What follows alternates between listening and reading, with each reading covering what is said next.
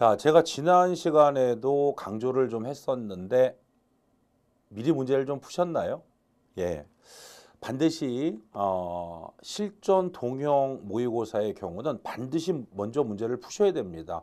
풀지 않고 나서 강의를 듣는 것은 아무 의미가 없어요, 사실은. 그래서 꼭 풀어보시고 내가 예를 들어서 영역별로요. 정책론이 약한 건가, 뭐 인사행정이 약한 건가, 지방행정이 약한 건가, 또는 출제 유형상으로 봤을 때 사실 가장 기본적인 출제 유형은 객관식은 대립형입니다. 이번 회차의 경우 대립형도 있고 개념형도 있고 뭐 법률형도 있고 다양한 형태로 이제 복합적으로 왜냐하면 동형 모의고사니까 복합 형태로 나올 수밖에 없어요. 뭐 다음에도 마찬가지겠지만요. 그래서 꼭 한번 미리 풀어보시도록 하고 시간 같은 경우는 지난번에 말씀을 드렸지만 지금 16분 정도로 제한 시간을 뒀는데요. 사실 저희들이 볼 때는 욕심을 조금 부리면요. 더 시간을 좀 빨리 푸셨으면 좋을 것 같아요. 왜냐하면 아마 여러분들이 잘 아시겠지만 그나마나 행정학이 좀 짧아요. 예, 그래서 행정학에서 시간을 많이 줄여주셔야만 여러분들이 다른 과목에 시간이 좀 많이 걸리는 과목을 같이 시간 좀 안배를 할 수 있다는 점에서 봤을 때 제한 시간 이내로 꼭 풀어주시는 게 중요할 것 같고 또 합격선의 경우도 적어도 17개 이상 정도는 되셔야만 실제 시험에서는 더 조금 더 아마 문제 약간 좀 어려운 문제가 있어서 실제 시험에서는 더 많은 문항을 맞히실 수 있을 거라고 저희는 판단하고 있습니다. 그렇게 이해를 하시면 좋을 것 같고요. 자, 1번에 보시면은 이제 행정윤리, 이해충돌 방지와 관련된 내용들인데 주로는 이제 공직자윤리법에 관한 규정으로 이제 구성이 되어 있는데요. 올바른 내용은 하는 문제인데 1번 이해충돌은 공무원들에게 공적으로 부여된 직무수행상의 의무와 사인으로서 즉 공무원도 결국은 개인이잖아요. 공무원 이전에. 그래서 사인으로서의 사적 이해의 충돌을 의미하는 것으로서 이해충돌 회피의 기본적 원칙은 이게 굉장히 중요한 말이에요. 누구도 자신의 사건에 대해서 판결할 수 없다. 이것에 기인한 것이다 라고 볼 수가 있다. 그렇게 이제 볼 수가 있는데요. 답은 1번이 되겠죠.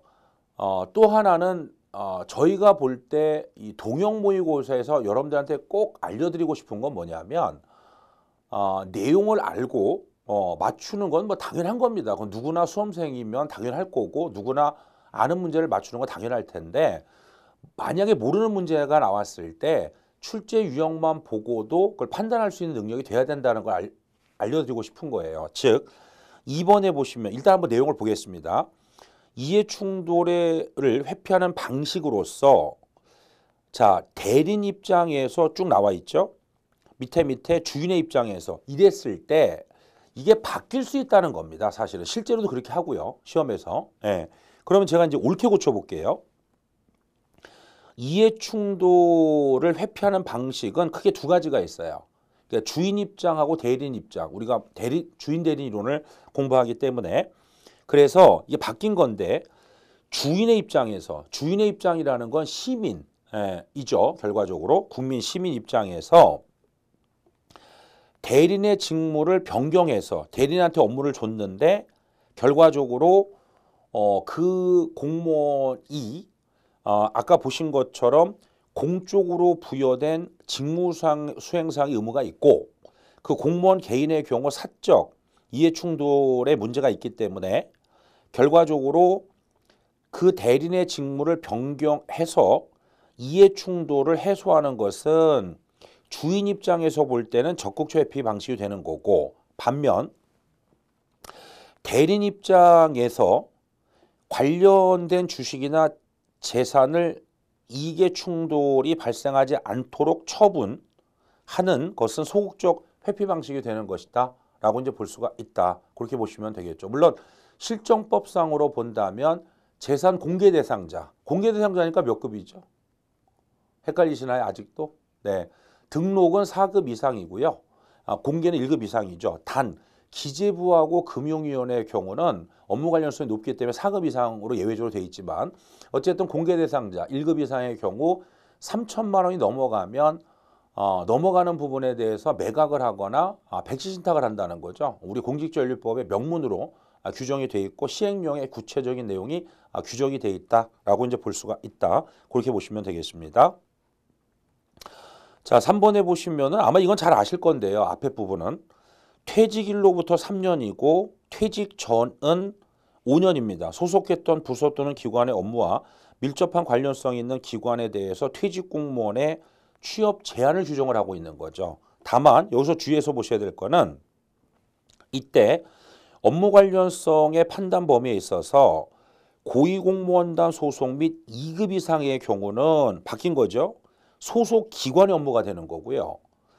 반면 3급 이하의 경우는 부서 단위가 되는 겁니다. 부서 단위. 다시 얘기해서 고공단을 비롯한 2급 이상의 고위공무원은 업무가 포괄적이잖아요. 그러니까 업무 관련성의 판단 범위가 기관으로 돼 있는 거고 3급 이하의 경우는 자기가 소속한 부서를 기준으로 하는 거죠. 이건 뭐 어찌 보면 당연하다고 볼 수 있는 것은 2급 이상의 경우는 그만큼 업무의 포괄성이 높다는 거죠. 결과적으로. 네, 그렇게 보시면 될 것 같고 4번에 보시면은 이건 뭐 공직전략법이 아니라 이른바 김영란법, 부정청탁 및 금품 등 수수의 금지에 관한 법률에 규정이 돼 있다라고 볼 수가 있다. 그렇게 보실 수가 있겠습니다.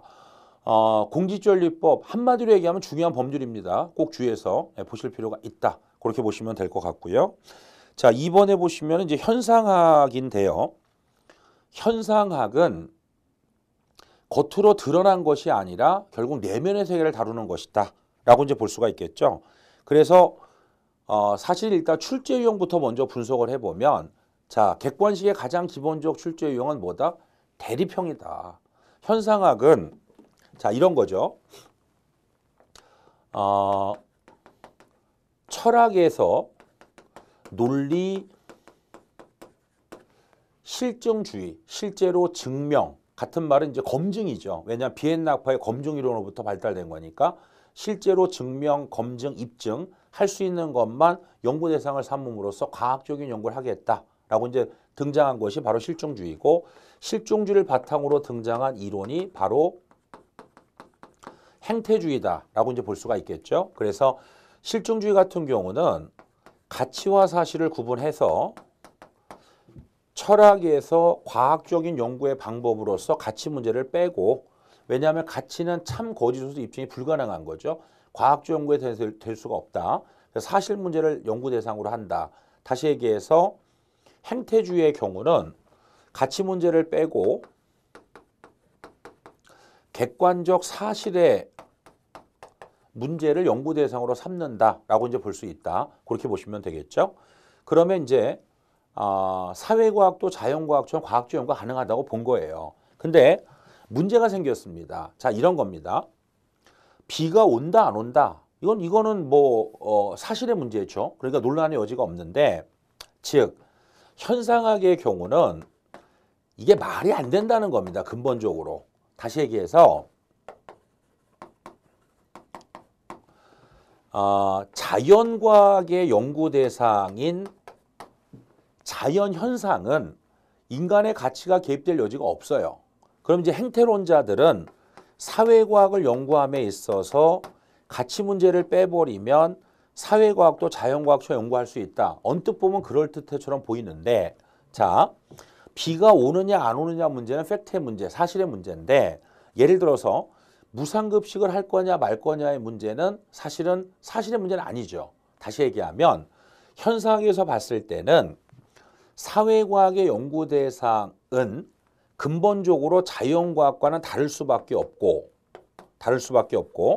그러면 사회현상을 객관적으로 인식한다는 건 말이 안 된다는 겁니다. 다시 얘기하면 사회과학의 경우는 싫든 좋든 그 인식 자체가 주관적일 수밖에 없는 거다. 다만 주관과 주관이 결합되면서 객관화될 수 있을지는 모르겠지만 객관은 아니라는 거죠. 결과적으로. 거기에 바탕을 두고 나타난 것이 바로 후행태주의, 즉 신행정론이다 라고 이제 볼 수 있는데 간단하게 한번 예를 들어보면 자, 단군 신화 역사 연구에 있어서 실증적 연구라고 하는 것은 역사서에 써 있는 그대로죠.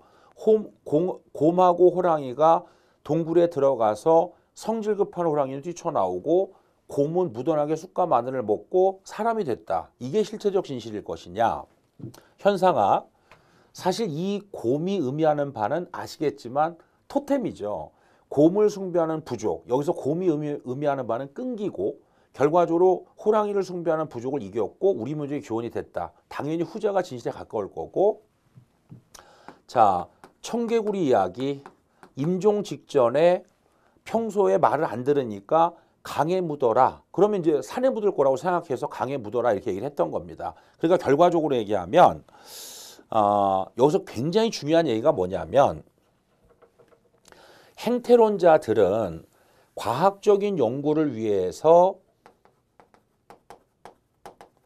표출된 행태, 그러니까 가치 문제를 빼고 표출된 행태, 즉 굳이 영어로 얘기하면 behavior가 있고요. 자, 하몬이라는 학자가 가장 대표적인데 인간이 한목적이고 의도적이라는 거예요. 그래서 의도된 행동이 있었을 때 액션, 이게 일치하면 당연히 문제가 없어요. 근데 만약에 단군 신화, 청개구리 이야기 등등등등 일치하지 않았을 때는 문제가 될 수 있겠죠. 그럼 일치되지 않았을 때는 표출된 행태보다는 뭐가 중요하느냐? 의도된 행동이 중요하다. 그 이유가 뭐냐? 보기 1번 보세요. 현상학적인 접근 방법을 행조에 처음 접목한 사람이 하몬인데 하몬이라는 학자는 인간의 행위가 한 목적적 의도적이라는 거예요. 다시 얘기해서 1번 인간은 능동적이라는 겁니다. 그러니까 그 사람이 왜 그런 행동을 했을까 하는 것은 그 의도를 파악하는 게 되게 중요한 거죠. 자, 그리고 3번 생활세계로서의 사회현실이라는 게 무슨 말이냐면 이 말이 좀 어렵죠? 이런 거예요. 아까도 말씀드린 것처럼 자연과학에서의 자연현상과 사회과학의 연구 대상인 사회현상은 달라요. 달라서 겉으로 드러나는 것보다는 내면의 세계를 연구하는 게 중요한 거고 왜 그런 행동을 했을까라는 의미와 의도를 파악하는 게 되게 중요하다는 거죠. 그래서 생활세계로서의 사회현실이라고 하는 것은 사회현실은 자연현상과 다르게 뭔가 의도가 있다. 그런 의미를 갖고 있는 거고 4번 사회현상에 대한 미시적 관점. 자, 이거 중요하죠. 분석 단위가 미시다. 다시 얘기해서 행태론이나 현상학의 경우는 이론상으로 볼 때는 분명히 반대인데 우리가 이제 행정의 3대 변수, 구조, 인간, 환경 중에서 인간을 강조했다. 분석 수준에서 미시라는 점. 다만 겉으로 드러난 거냐 내면의 세계냐는 측면에서 대립돼 있지만 내용상으로 볼 때는 하지만 분석 수준에서는 둘 다 미시적이라는 거 꼭 주의를 해서 보실 필요가 있다. 그렇게 보실 수가 있겠습니다. 자, 3번에 보시면은 다음의 내용과 관련이 먼 것은인데 정부의 사업은 가능한 대로 축소하고 이에 따라서 민간 부분은 확대해야 한다. 효과성이 없는 것은 물론이고 일정한 새로운 사업은 일정 시간 후에 반드시 완료해야 하며 만약 계속 추진하려면 다시 승인을 얻어야 된다라고 되어 있는데 뭐 이게 당연히 2번 일몰법에 관한 내용이고요. 일출, 선라이즈, 해가 뜨면 선셋, 해가 지는 게 자연정한 이치가 되겠죠. 사람도 마찬가지입니다. 생성병사하고. 근데 문제는 뭐냐면 정부의 조직이나 정부가 벌이는 사업은 타성적 성격이 있는 거예요. 한번 만들어지면 잘 안 없어진다는 거죠. 그런데 정부 실패에 따라서 일몰법이 요구되고 사실 일몰법은 넓게 보면 1번 감축관리와 관련이 있겠죠. 네, 그래서 감축관리 한 방안이 되는 것이다 라고 볼 수가 있다. 그렇게 보시면 되겠고요. 그럼 여기서 주의해서 보셔야 될 거는 이제 아까 제가 앞에서도 이제 국가관에 관한 내용을 쭉 살펴봤는데 자 다시 한번요. 산업혁명, 초기 자본주의, 자본주의는 돈이 최고예요. 네, 시장의 원리, 네, 뭐 가격 이게 가장 최고다. 근데 시장 실패에 따라서 뉴딜 정책 기억나시죠? 네, 뉴딜 정책. 그 다음에 3번을 보세요. 위대한 사회 정책이라고 하는 것은 사실은 뭐 잘 아시겠지만 2차 세계대전이 끝나고 나서 미국이 전쟁 특수를 누려요. 전쟁 특수를. 경제가 좋아져요. 경제가 좋아지면 양극화 현상이 생겨요. 양극화라는 게 뭐냐면 경제가 좋아지면서 생산 수단을 소유한 사람은 더 부자가 되고 생산 수단을 보유하지 못한 사람은 가난해지는 거죠. 워킹푸어라고 들어보셨나요? 워킹푸어라는 건 뭐냐면 게으른 사람은 어쩔 수가 없어요. 하지만 열심히 노력함에도 불구하고 빈곤층으로 전락하는 거예요. 워킹푸어. 그것이 결국은 양극화를 상징적으로 표현한 말이다라고 볼 수가 있다. 그렇게 보시면 되겠죠. 그래서 케네디 그 이후에 존슨 대통령 때 양극화 해소를 위해서 위대한 사회 정책 이걸 이제 시행하게 되는데 결국은 미국에서 이제 이게 형평성으로 나타나는 거죠. 결과적으로 형평성. 예, 사회적 약자를 위해서. 그래서 오클랜드 사업이라고 기억나시나요? 예, 위대한 사회 정책 중에서 오클랜드 사업이라고 해서 오클랜드라는 도시에다가 비행기 경락고 등등등등 여러 가지 공공사업을 통해서 일자리를 창출하겠다라고 했는데 앞불서 66년에 시작된 사업인데 3년 지나서 69년도에 보니까 일자리가 별로 늘어나질 않았어요. 그래서 이제 오클랜드 사업은 궁극적으로 정책 집행하고 연결이 돼요. 아, 집행이 중요하구나. 그전에 별로 관심이 없었는데. 그리고 헤드 스타트 프로그램이라는 게 있어요. 헤드 스타트 프로그램은 뭐냐면 저소득층들, 특히 이제 흑인 자녀들의 경우 유치원을 무료로 교육을 시켜주는 거죠. 그랬는데 이 아이들이 학교에 들어가서 학업 성취를 측정해 보니까 별로 효과가 없었던 거예요. 그러면서 우파들로부터 쓸데없는 사업에 여러 가지 돈을 썼다. 왜냐하면 세금 부담이 늘어났잖아요. 결과적으로. 네. 그래서 정책 평가. 자, 4번 볼까요? 체계적이고 과학적 방법에 의한 정책 평가의 대두 이런 것들은 결과적으로 60년대 주로 행정국가에서 정부가 형평성을 위한 조치들 그러니까 시장보다는 말 그대로 정부의 역할과 기능이 커졌던 그런 상황이다라고 보실 수가 있다라고 보시면 되겠죠.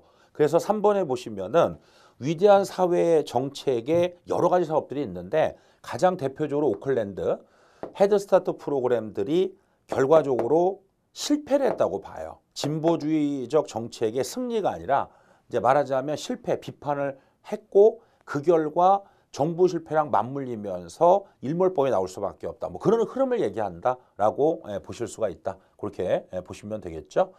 그러면서 뭐 아시는 것처럼 영국의 경우는 대처리즘 그리고 미국의 경우는 레이고노믹스 80년대부터 이제 신공공관리에 말하자면 이제 광풍이 불어닥치기 시작하는 거죠. 그 밑바탕에 우리가 앞에서 공부한 신자유주의, 네오 리버럴리즘이라고 해서 큰 시장, 작은 정부, 정부 실패가 나왔으니까 정부 역할을 줄이고 시장 역할을 다시 키우자 뭐 이런 흐름이 나타난다라고 보실 수가 있다. 그렇게 보시면 되는데 하여튼 행정학에서 환경은 정부에 영향을 미치는 외부의 모든 것들 그중에서 경제 문제는 되게 중요합니다. 왜냐하면 경제는 흔히 인프라스트럭처라고 표현하게 되는 거죠. 굉장히 중요한 흐름 변화이기 때문에 그 경제 체제의 변화 이런 걸 눈여겨 좀 보실 필요가 있다라고 보실 수가 있겠고요.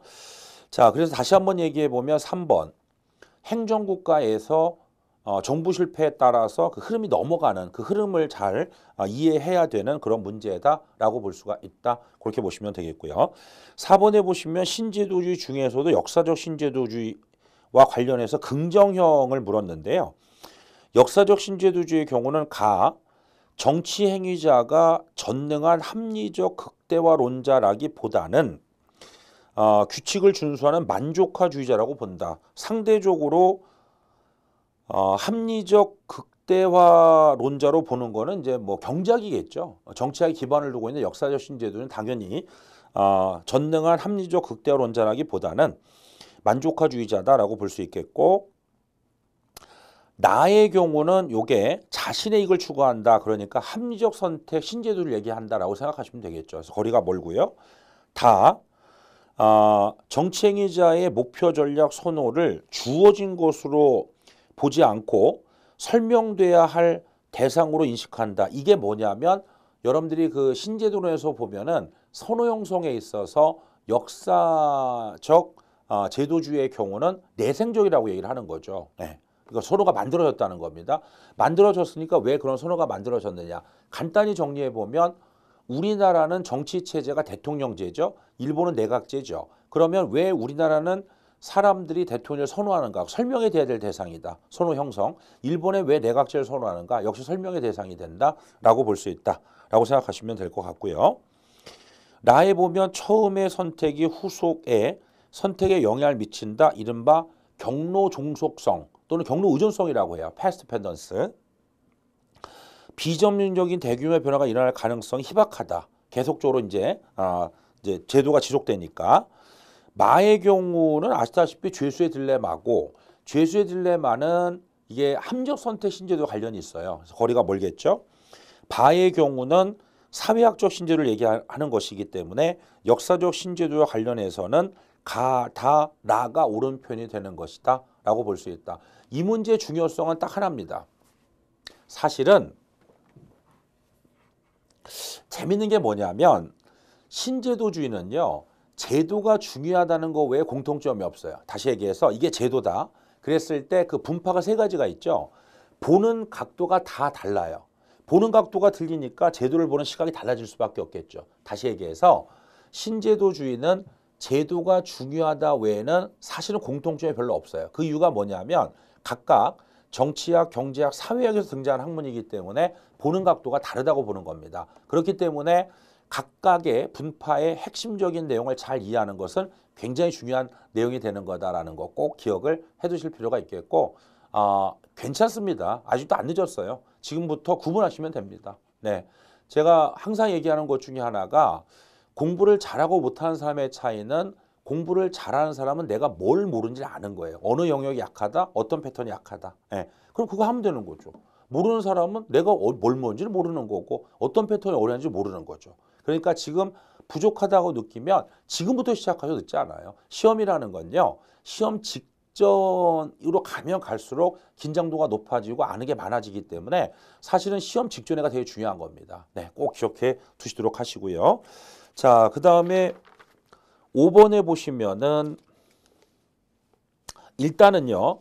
올바른 것은 하고 물어봤는데 4번을 보시면 이른바 행정규제기본법에 의해서 정부 각 부처는 규제 심사를 위해서 신설되거나 강화된 규제에 대해서 신설 강화예요. 주의해서 보시고요. 규제 영향 분석서를 그리고 기존 규제 개혁을 위해서 매년 규제정비계획을 규제개혁위원회에 제출하도록 규정을 하고 있습니다. 실제 법에서. 자, 일단은 1번은 제가 조금 어려우니까 좀 이따 설명을 드리도록 할게요. 2번 볼게요. 저는 이제 항상 강조하는 게 객관식에서 아주 극단적 표현을 틀리는 경우가 많다. 즉 공식적 규제개혁 전담기구인 대통령 직속의 규제개혁위원회 이건 맞죠. 예. 그래서 신설 강화 규제에 대한 심사 기능만을 담당하고 무언만 하면은 거의 틀리는 경우가 많다라는 거 꼭 기억을 해 주실 필요가 있다. 그렇게 보실 수가 있겠습니다. 기존 규제의 정비 기능은 다른 기구에 전담하는 게 아니라 같이 하는 거죠. 그러니까 무언만 하면 틀리는 경우가 많다는 거 주의해서 보시고 3번은요. 제가 요령이 하나가 있어요. 자, 일단 잘 들으셔야 됩니다. 행정학에서 얘기하는 정부는 입법부, 사법부를 얘기하는 게 아니라 행정부를 얘기하는 거예요. 행정부, 행정학에서는. 따라서 규제개혁위원회의 규제심사는 정부가 신설 강화하는 규제에 대하여 아까 제가 정부는 뭐라 그랬죠? 행정부를 얘기한다 그랬죠? 입법부나 사법부가 아니라. 사전의 규제의 타당성과 실현 가능성 등에 대해서 규제개혁위원회에서 체계적으로 검토받도록 하는 것으로서 정부 입법안은 맞아요.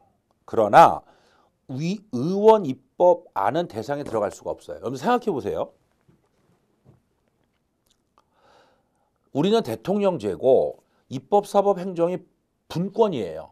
상호 견제와 균형을 해야 되는데 결과적으로 대통령 소속의 규제개혁위원회에서 의원 입법이라는 건 다 아시겠지만 국회의원이 발의한 거거든요. 여기에 대해서 심사를 받아라는 것은 삼권 분립의 정신에 반하는 거예요, 이건요. 아시겠죠? 이건 너무너무 쉬운 겁니다. 조금만 생각해 보시면 고민할 필요 없고요. 우리는 대통령제예요. 삼권 분립이에요. 삼권은 분립되어 있으면서 서로 견제와 균형을 해야 돼요. 그런데 대통령 소속의 규제개혁위원회에서 국회의원들이 발의한 법안에 대해서 심사를 받아라. 이거는 권력분립의 원칙에 반하는 겁니다. 꼭 기억해 두시도록 하시고요. 네. 자, 1번. 규제개혁은 이제 단계로 봤을 때 이 순서는 맞아요. 규제 완화, 그다음에 규제 품질 관리, 규제 관리 일단 기억해 주시고요. 뭐 요거는 기출 보기로 나왔으니까 주의해서 보셔야 됩니다. 그러면 내용을 볼게요.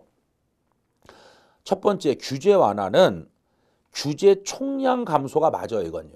그러니까 규제 개혁을 한다 그랬을 때 규제 양을 줄이는 게 중요해요, 일단요. 자, 그런데 두 번째 규제 품질 관리는요. 잘 들으세요. 밑에 개별 규제의 질적 관리에 초점을 두는 것이고, 반면 세 번째 규제 관리에서는 국가 전체 규제 체계의 정합성에 초점을 두는 겁니다. 다시 한번요. 자, 규제 완화는 규제 총량 감소, 규제 품질 관리는 개별 규제의 질적 관리, 규제 관리에서는 국가 전체 규제 체계의 정합성에 초점을 두는 것이다. 이렇게 정리가 돼야 되겠고, 그렇다면 국가 전체 규제 체계의 정합성이 무슨 말이냐? 예를 들어 개인정보보호법에도 개인정보 규정이 있고 정보통신망에 있어서 개인정보 보호가 있었을 때 그 두 제도 사이에 정합성을 얘기하는 거예요. 균형성. 이걸 정합성이라고 표현하는 거거든요. 그러니까 규제개혁에 있어서 한쪽 규제는 완화시키고 한쪽 규제 완화 안 시키면 안 되는 거죠. 같이 완화시켜야 되는 거죠. 그거를 정합성이라고 표현하는 것이다 라고 볼 수 있다. 그래서 우리가 규제개혁을 한다 그랬을 때 첫째는 규제 완화하는 거다. 총량을 줄인다.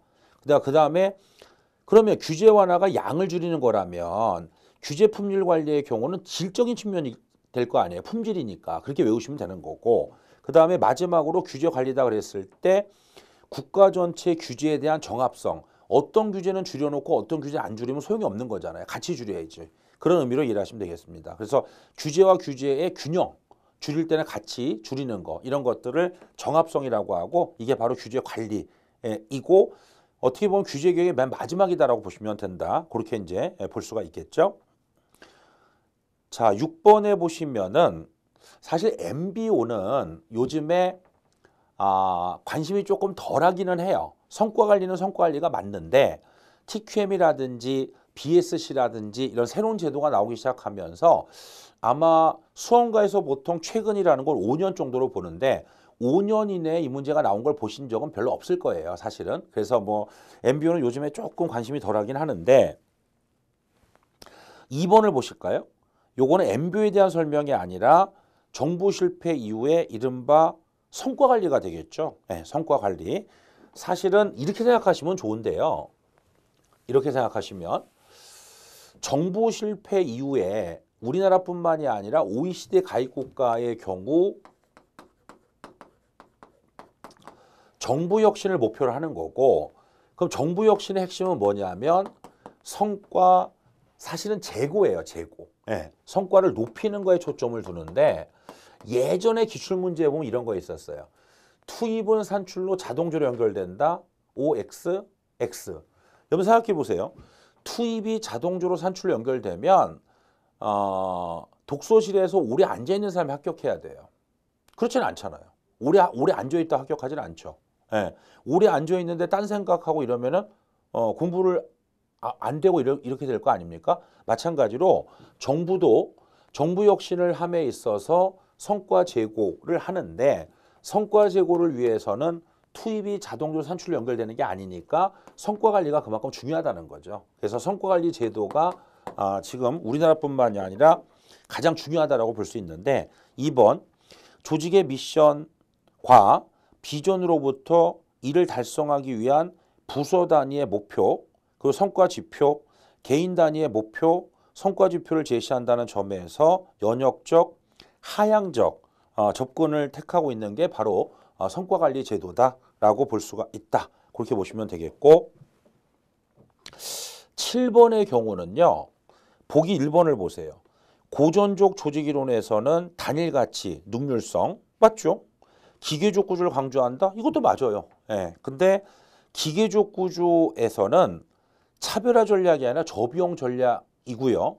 요거는 제가 뒤에서 다시 한번 요 단독 문제가 있어요. 단독 문제가 있기 때문에 다시 한번 뒤에서 설명을 드리도록 하겠습니다. 그래서 고전적 조직이론은 기계적 구조, 기계적 구조에서는 저비용이다. 차별화가 아니라 그렇게 생각하시면 되고요. 3번을 잠깐 보세요. 이거 오해하시는 분이 가끔 있는데 신고전적 조직이론은 인간관계론과 관련이 있잖아요. 그래서 일반적으로 폐쇄론으로 봐요. 폐쇄론으로 보는데 신고전적 조직이론 후기로 가면은 셀제닉이라는 학자가 나와요. 그러면서 환경유관론이라고 해서 환경도 중요시 여기는데 본격적으로 환경을 연구하지 않았다는 점에서 볼 때는 전반적으로 신고전적 조직이론은 폐쇄론이라고 보는 거죠. 근데 일부의 학자들이 환경의 유의성을 강조했기 때문에 환경유관론이라는 표현을 쓰긴 한다. 그 정도만 아마 이해하셔도 될 것 같고요. 자, 8번에 보시면 이제 파슨스라는 학자가 생물학자인 버틀란 휘의 시스템 이론을 사회과학에 접목을 합니다. 그러면서 이제 주장한 게 바로 체제 이론이다라고 볼 수 있는데 이때 악일 기능이라는 게 있죠. 네. 악일 기능, 어댑테이션, 적응, 골 어테인먼트 목표 달성, 인터레이션 통합, 레턴 패턴 메인터넌스 형상 유지 또는 체제 유지 기능이다라고 얘기를 하게 되는데요. 자, 3번에 보시면은 그 환경으로부터 체제로 들어오는 요구와 지지는 이게 투입에 해당하는 거죠. 사실은 투입, 예. 투입 전환 산출 한류. 그래서 통합과는 좀 거리가 있고 3번 통합 기능의 경우는 목표 달성을 위해서 하위 체제를 조종을 하는 거죠. 말 그대로 통합한다. 그래서 시스템에 보면 여러 요소가 있으니까 서브 시스템이 있는 거죠. 예. 그래서 그 서브 시스템 하위 체제의 활동을 조종하는 거를 통합이다라고 본다. 그렇게 이제 볼 수가 있겠고요. 9번에 보시면은 보기 1번 본질적 가치로서 정의, 공익, 자유, 평등 등이 있고 합리성과 능률성은 뭐 당연히 수단적 가치다라고 볼 수 있다. 여기서 하나 기억해 두실 게 있는데 민주성인데요. 민주성의 경우 우리가 학교에서 민주성을 워낙 강조하기 때문에 본질적 가치로 생각하시는 분이 꽤 많은데 민주성의 경우는 수단적 가치입니다. 실제로 2016년 사회복지직에서도 기출에 출제가 된 바 있고 그전에도 물론 기출문제가 있었고요. 그러니까 주의해서 보실 필요가 있다. 그렇게 보시면 되겠습니다. 다만 제가 항상 얘기하지만 객관식의 경우는 더 맞는 게 있다면 그게 답이 될 수 있어요. 즉 다시 얘기해서 이 구조가 이렇게 되어 있는 건데 객관식의 경우는 제가 항상 얘기하는 바가 이겁니다. 근데 물론 이런 문제가 많이 나오진 않아요. 많이 나오진 않는데 자 부정형이다. 틀린 걸 골라라 이렇게 됐을 때 자 이렇게 되면 4번이 답이죠. 당연히. 네. 그 다음에 이렇게 됐을 때 이때 1번이 답이죠. 가장 옳은 거니까. 근데 이런 문제가 많이 나오진 않는데 수험생들 중에서 문제 푸는 요령을 잘 모르시는 경우는 이런 경우가 종종 있고요. 더 나아가서 저는 강사들도 이런 사람을 봤는데 답이 두 개다. 답이 두 개 될 리는 없어요. 절대로요. 답은 하나입니다. 아시겠죠? 그래서 근데 왜 이렇게 문제를 내느냐 하면 난이도 조절하기 위해서 이렇게 내는 거예요. 그렇죠? 네, 그래서 그럴 수 있고 아닐 수 있는 경우는 다른 게 다 맞다면 틀리게 보는 거고 더 틀린 게 있다면 맞게 볼 수도 있는 거죠. 근데 이런 문제가 많이는 안 나와요. 왜냐하면 이런 문제가 여러분 생각해 보세요. 20문항 중에서 뭐 15문제 나오면 우리는 행정학이라고 쓰고 로또라고 읽어야 되잖아요. 그렇죠? 예. 그래서 한두 문제 정도 나오는데 그런 경우는 좀 주의해서 보실 필요가 있다. 그렇게 보시면 될 것 같습니다. 자, 2번에 보시면 뭐 잘 나오는 거죠. 롤스의 정의 원칙에서 차등의 원리는 이 저축의 원리는 나올 때가 됐어요. 주의해서 보시고요. 말 그대로 저축의 원리라는 것은 지금 쓰지 않고 장래 세대를 위해서 저축을 하는 거예요. 그래서 해설에 나와 있으니까 한번 보셔야 되는데 저축의 원리라고 하는 것은 사회협동의 모든 산물 중 어느 정도의 비율을 분배나 재분배에 충당하지 않고 설비나 생산수단 및 교육에 투자 등의 형태로 장래 세대의 복지를 위해서 저축하는 것이 적절한 것이냐에 대한 원리다. 말 그대로. 그래서 저축의 원리 양립하는 범위 내에서 가장 불우한 사람의 편익을 최대화된다는 것. 여기까지 맞는데 아시다시피 기회균 이 원리에서 충돌이 생기면 기회균등 원리가 우선하죠. 이건 뭐 당연한 얘기고요. 차등의 원리보다는 이 원리가 우선한다. 이 원리 내에서 기회균등. 그렇게 기억을 해주시면 될 것 같고 3번에 보시면은 간섭과 제약이 없다.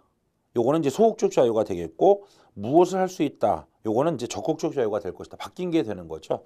그러니까 옳은 것은이니까 4번인데 저는 이건 굉장히 중요하다고 생각해요. 왜냐하면 사이몬은 행태론을 주장하기도 했지만 정책결정 이론 모형에서 뭘 주장했을까요? 정책결정 이론 모형, 만족 모형. 자, 만족 모형을 주장한 이유는 뭐냐면 합리 모형의 가정이 잘못됐다는 거예요. 결정자가 완벽한 정보를 갖고 있지 못하다. 따라서 사이몬의 경우는 목표에 비추어 적합한 행동이 선택되는 정도, 이게 실질적 합리성인데 사이몬이 볼 때 현실에서의 결정자는 이코노믹 맨, 경제인이 아니고 본인이 생각하는 사람은 어드미니스트러티브 맨, 관리인이라고 본 거예요. 그러니까 결과적으로 실질적 합리성은 불가능하고 자, 결정 과정이 이성적인 사유에 따라 이루어졌을 때 존재한다. 절차적 합리성. 그러니까 사이몬이 강조한 거는 절차적 합리성이다. 왜? 결정자가 완벽한 정보가 없다면 실질적 합리성은 불가능하다. 절차적 합리성. 그래서 만족모형이 나오는 거예요. 사이몬의 경우 꼭 주의해서 보실 필요가 있겠고 다만 17년에 우리가 이제 추석이었을 때 노벨 경제학상을 수상한 인물이 리처드 탈러 또는 요즘에는 뭐 세일러라고 많이 부르던데 그분의 저서가 넛지라는 책이에요. 넛지. 이 넛지가 뭐냐면 옆구리를 툭 친다 이런 뜻인데 그분이 쓸 때는 뭐냐면 정부의 선의의 개입이에요. 그걸 행동경제학이라고 하는데 좀 어려운데 행동경제학.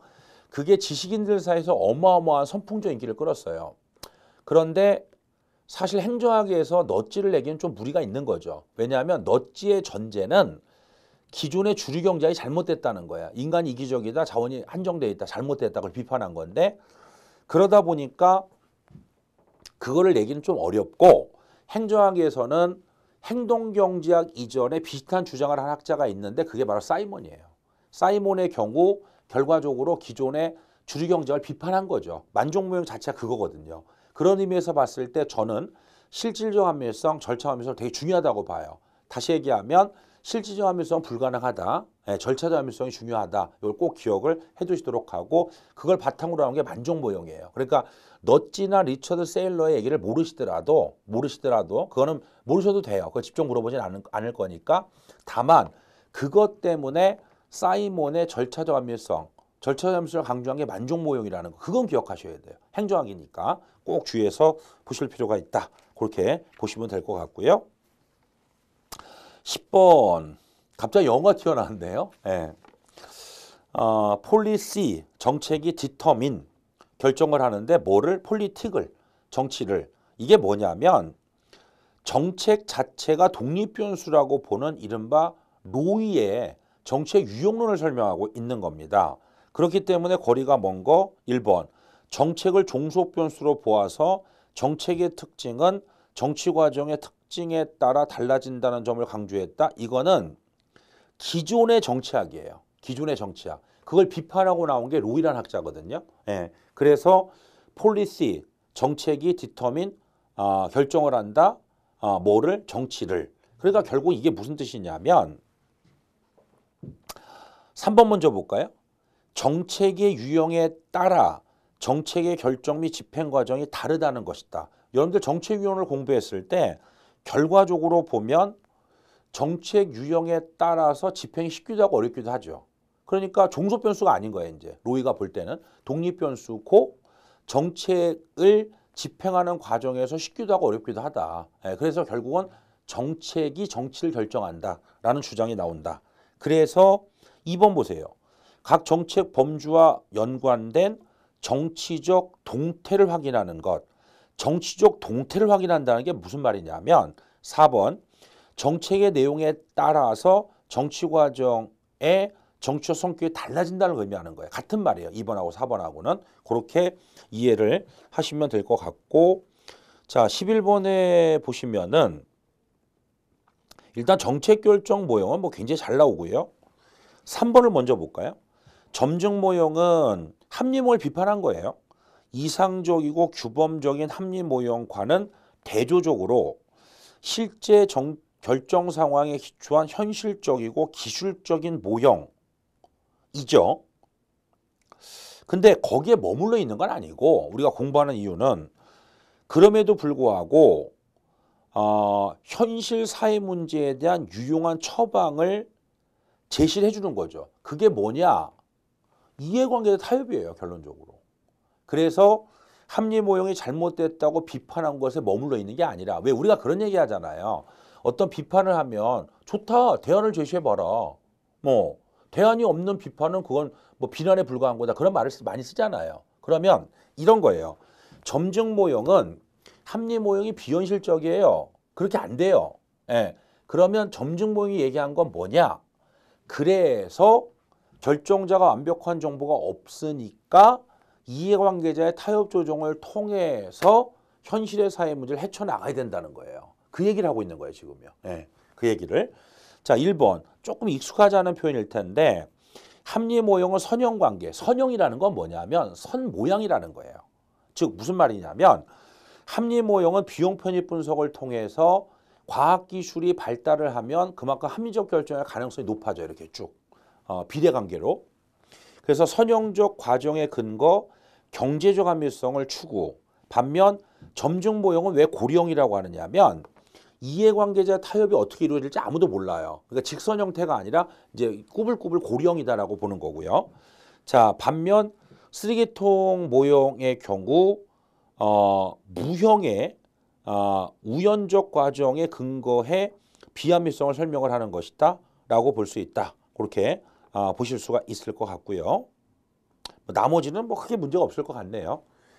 자, 12번에 보시면은 조례 제정 절차인데 4번에 보면 단체장은 이송받은 조례안, 그러니까 지방에서 조례가 통과가 됐을 때 5일 이내에 단체장한테 이제 이송을 하게 돼 있는데 이송받은 조례안에 대해서 의의가 있으면 20일 이내에 지방에 환부, 제의를 요구할 수 있다.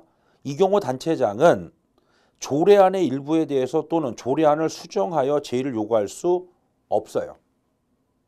없는 거는 당연합니다. 왜? 지방자치법 규정이거든요. 근데 왜 그럴까요?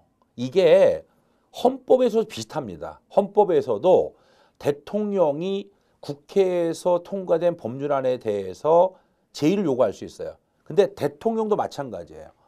대통령도 일부나 수정해서 제의를 요구할 수 없어요. 그 이유가 중요한데 이유를 꼭 기억하셔야 됩니다.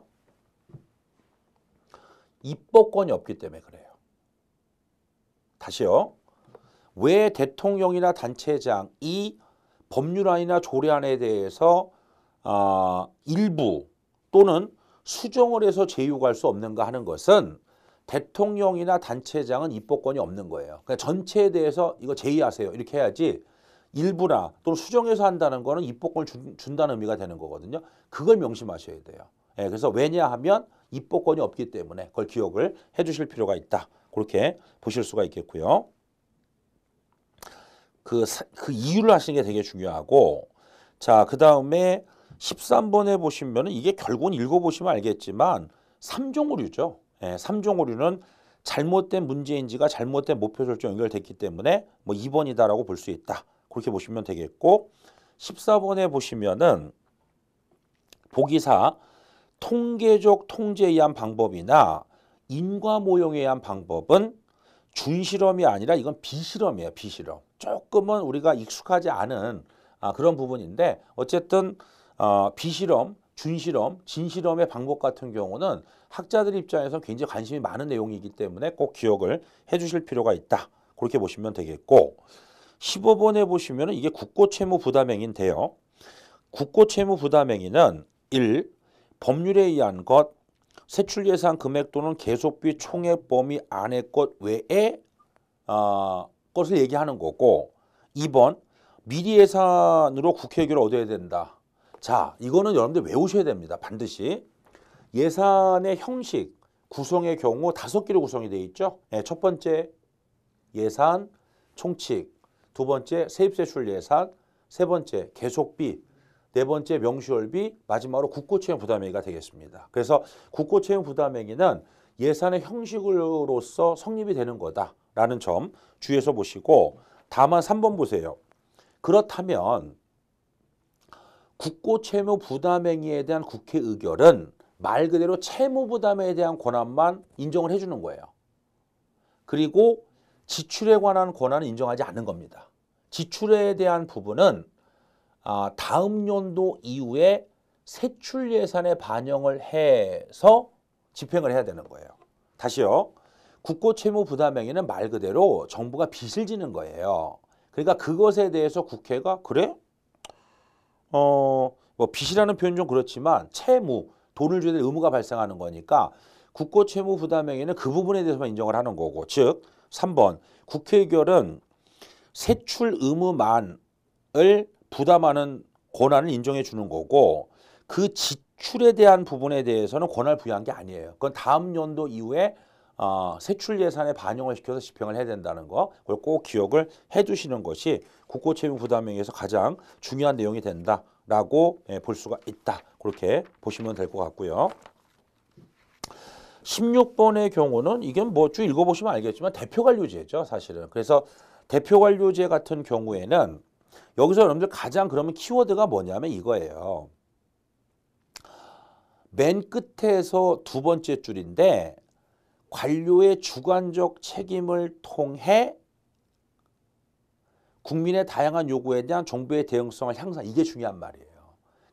그러면 관료의 주관적 책임이라는 게 뭐냐라는 건데 사람들은 보통 자기가 속한 계층에 이걸 대변한단 말이에요. 그게 가장 중요한 포인트라는 거 그걸 기억을 해 두실 필요가 있다라고 보시면 되겠고 17번에 보시면 이제 근무 성적 평정의 방법이 다양하죠. 뭐 대표적으로 도표식도 있고 강제 배분법도 있고 이거는 1번 행태 기준 평정 척도법 이른바 바스에 대한 내용인데 예전에 좀 나왔던 문제예요. 사실 많이 나오진 않지만 그러니까 주의해서 보셔야 되겠죠. 자, 그러면 이제 행태 기준 평정 척도법의 경우는 도표식이 갖고 있는 즉 도표식 평정 척도법이 갖고 있는 평정 요소 및 등급의 모호성과 그 해석의 주관적 판단 문제, 중요사건 기록법이 갖고 있는 상호비교의 곤란성이라는 두 가지의 문제를 극복하고 거꾸로 두 방법의 장점을 통합시킨 거다. 이게 도대체 뭔 소리냐면 우리가 도표식에 있어서 근무 실적, 직무수행 능력, 직무수행 태도 물론 태도는 선택으로 바뀌었지만 사람이 사람을 평가할 때 이게 쉽지가 않아요. 그러면 요소 선정이라든지 또 구체적으로 그 사람의 등급을 부과할 때 이게 애매한 거예요. 그리고 중요사건 기록법의 경우는 말 그대로 중요사건을 기록하는데 비교가 안 된다는 거죠. 결과적으로. 둘의 장점을 극복 또는 둘의 장점을 조화하기 위해서 나온 게 행태기준 평정척도법이고 그래서 주관적 판단 배제를 위해서 직무분석의 기초, 직무분석입니다. 직위분류제, 직무분석의 기초, 직무와 관련된 중요 과업 분야를 선정, 각 분야에 대해 이상적 과업 형태에서 가장 바람직하지 못한 과업 형태까지 몇 개 등급을 구분해요. 그런 다음에 각 등급마다 중요 형태를 명확하게 기출하고 점수를 할당한다.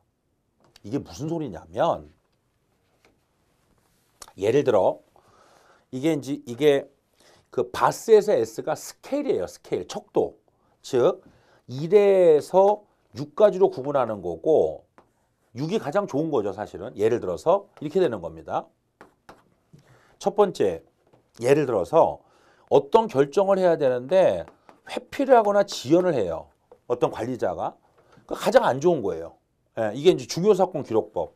어떤 결정을 해야 될 때 관리자가 회피하거나 지연을 한다. 이런 식으로. 중요사건 기록법. 거기에 해당할 때 스케일, 척도를 해서 여기다 체크해. 안 좋게.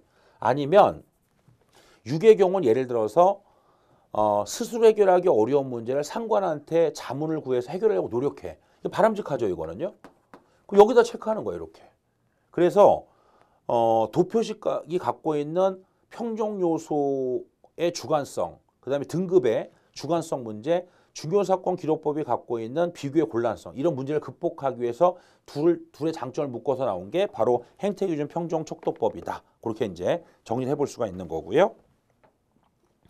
18번에 보시면은 예산 사정의 과정은 제한된 재원 또는 자원, 예산을 놓고 벌이는 게임이자 중요한 결정 과정이다. 이때 크게 두 가지가 있다. 합리 모형, 즉 경제적 접근과 점증 모형, 정치적 접근이 있었을 때, 자, 기억본 보시면은 예산 편성 지침을 하달하고 그 안에서 사업을 평가한다. 얘는 아무래도 경제적 접근과 관련된 가능성이 높은 건 뭐냐면 한정된 자원에 대해서 위에서 이제 지침을 내리잖아요. 그러면서 니은번 사업의 타당성을 검증하기 위해서 비용 편입 분석을 한다. 요거는 이제 경제적 접근이고, 디귿번에 보시면은 신규 사업의 경우 초기의 사업을 작게 계획, 일단 종자 예산이라고 해요. 시드머니라는 말이 있죠. 종잣돈 이런 식으로 이제 일단 종자 예산을 확보한 뒤 그다음에 계속적 사업으로 연결시키는 방법, 이른바 문에 발 하나 들여놓기 뭐 이런 거죠. 자, 리을본에 보면 대통령의 공약을 들고 나오거나 정치적 호응을 얻을 수 있도록 사업 명칭이나 내용을 포함하는 것, 이런 것들은 정치적 접근에 해당하겠죠. 그래서 기역 리을은 경제적 접근, 디귿 리을은 정치적 접근, 이렇게 보실 수가 있겠고, 19번에 보시면은 보기 3번 참모 조직의 원리에 따르면 개성과 참모가 분리가 돼요. 하지만 참모의 경우 계층제 명령 통제에는 포함되지 않겠죠. 그거는. 네. 그 다음에 4번을 잠깐 볼까요? 망료기관의 확충은 조직구조의 중앙집권을 갖고 온다. 그 이유가 뭐냐면 보통 이런 얘기를 합니다. 망료는 기관장의 인격적 보안기구라고 표현을 해요. 사실 생각해 보세요. 우리나라의 가장 대표적인 망료가 청와대 비서실인데 대통령이라고 해서 정치, 경제, 문화 사회를 다 할 수 없죠. 그러면 청와대 비서실이 잘 완비가 돼 있어서 보충을 해주면 기관장의 인격적 범위가 늘어나요. 그러면서 결과적으로 직권화된다는 거예요. 자, 그래서 망료나 참모는요, 혹시 몰라서 얘기합니다. 행정의 민주화는 별로 관계가 없어요. 왜냐하면 직권하는 이념상 능률성 관련이 있는 거거든요. 반면 그러니까 이런 거예요. 망료가 늘어난다고 해서 민주화되진 않아요. 선출직이 늘어날수록 민주화돼요. 선출직이 늘어날수록. 예를 들어 보세요. 청와대 비서진들은 보통 대통령이 끝나도 같이 운명을 같이 하죠. 근데 국회의원들은 선거로 뽑죠. 그러면 이제 막판에 어떻게 돼요? 대통령을 밟고 그렇게 그런 경우가 많이 있죠. 우리 이때까지 정치를 보면 그런 얘기예요. 그러니까 선출직들은 누구의 관심을 갖냐면 시민들의 관심을 많이 갖거든요. 그래서 1번 보세요. 참모 조직의 확대는 조직의 동태를 가져올 수는 있지만 민주화를 가져올 수는 없어요. 혹시 모르니까 기억하시고, 하나 더. 제가 동태화 때문에 설명을 드리는데 이게 거의 시험에 나오는 문제는 아닌데 여러분들 행정농도라고 있어요. 그냥 편한 마음으로 들으세요. 행정농도라는 게 뭐냐면 일선 작업층에 대한 관리자의 비율. 그러니까 이런 거죠. 관리자의 비율이 늘면 늘수록 농도가 높아져요. 일선 작업층에 비한 관리자의 비율, 그 다음에 개선에 비한 망료의 비율. 그러니까 예를 들어서 망료의 숫자가 늘수록 행정 농도는 비례관계 높아진다고 보는 거예요. 농도가. 그래서 왜냐하면 개선에 대한 망료의 비율을 보통 농도라고 하기 때문에 망료가 는다, 농도가 높아진다. 일선 작업계층에 대한 관리자의 비율을 농도라고 하기 때문에 보통은 관리자 수가 늘면 농도가 높아진다 이렇게 표현한다. 그냥 참고로만 기억하세요. 참고로만. 요즘은 잘 내는 문제가 아니기 때문에. 20번에 보시면은 우리나라는 뭐 지방자치단체가 3번 사법권이 없죠. 예, 지방자치법 11조에 보면 국가사무, 국방이나 외교나 사법에 대한 부분은 지자체가 할 수 없도록 법으로 명확하게 규정을 하고 있다라고 이제 볼 수가 있다. 그렇게 보시면 되겠습니다. 제가 강의 중에 이런 얘기를 했었습니다. 공부를 잘하는 학생의 경우 내가 뭘 모르는지 알고 공부를 못하는 학생들은 대개 내가 뭘 모르는지 모른다라는 말이 있습니다. 여러분들도 빨리빨리 판단하셔야 돼요. 내가 모르는 분야가 뭐가 있을까? 그걸 자꾸 연습을 하면 되겠죠. 뭐. 저는 수험 공부는 일종의 기능이라고 생각하는데요. 내가 예를 들어서 정책론이 약하다, 정책론을 공부하시고 법률편이 약하다, 법률편을 공부하시고 그런 의미에서 봤을 때 저는 개인적으로 이제 법률 특강이라는 걸 해요. 예, 그래서 조문 보고 그 다음에 밑에 문제 보고 제가 원샷 원킬 이렇게 얘기하는데 그래서 이제 법률 같은 것도 이제 법조문을 보시면 훨씬 쉬운 부분이 있을 수가 있을 겁니다 아마. 그래서 우리가 이제 공부하지만 저는 법률 같은 건 따로 빼서 이제 따로 진행을 하는 경우가 있기 때문에 그런 법률 특강도 아마 수강을 하신 다음에 여러분들 공부에 많이 도움이 되지 않을까라고 생각을 하고 있습니다. 자, 그러면 이번 강의는 여기서 마치고요. 회차로 본다면 6회가 되겠나요? 네, 강의로는 이제 세 번째 강의가 되겠는데 다음 시간에 만나 뵙도록 하겠습니다.